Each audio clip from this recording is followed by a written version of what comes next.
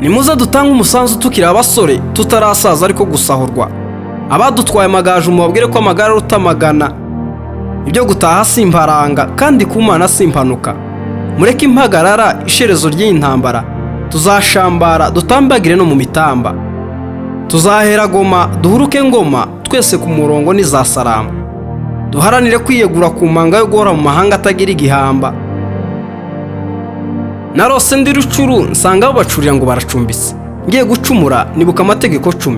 Fata inanga ndacuranga ngira ngo nibye gicuku nicuye binzaho incuro. Ndabicunguza yatubereye incungu irancecekesha iti ngiye guca ababacuriraga ntimuzongera kubacumbikira. Mbihereza inshuti zizobatabara zibikuye ku mitima zifite imbaraga zambaye imbabazi. Niho nabonye igitabo kitarica ubugingo kibumburwa maze dukeberwa igihugu. Ati ntimuzongera kuba mu gihuru utazicwa n'umwuma. Agasuzuguro tuzoba tugasize nta gitugu cyangwa ubusumbane. Cyo ni igisubizo mu byo twasabye. Nimureke kerere tuvumerere makanikana makenga. Minembwe tuzayubaka kurusha Kentucky. Ntihazaba gutaka ukundi. Tuzaba dukiza amatiku. Abana bacu bahorana amata mu matama. Amateka azabahindutse. Barya amateke batagifatwa amatekwa.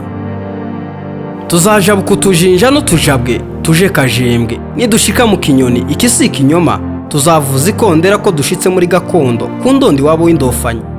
Abasaza barya isogo n'isombe ibivuguto n'ibivundu baragira inka z'ibivuzo muri Kivu. Ndashimira abaganye ishamba ku bushake bari bashagawe basiga umushara n'umushasha kubera ishaka. Abakomerekejwe n'amasasu umusanzu mbahaye ntimugahusha umusaraba.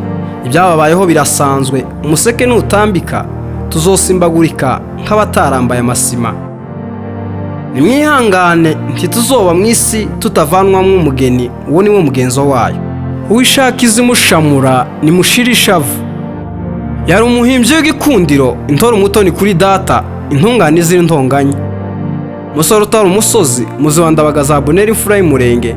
Yari umusizi uganje ku ngamba nyiringanza itagimba. Rugira ntagarika ibiganza abambere kuganza murakabyare.